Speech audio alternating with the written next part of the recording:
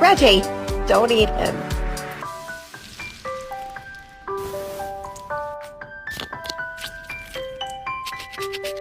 Oh, I leave quite an impression. Tell me that your dog is spoiled without actually telling me that your dog is spoiled. Watch your language, girl. I'm not spoiled.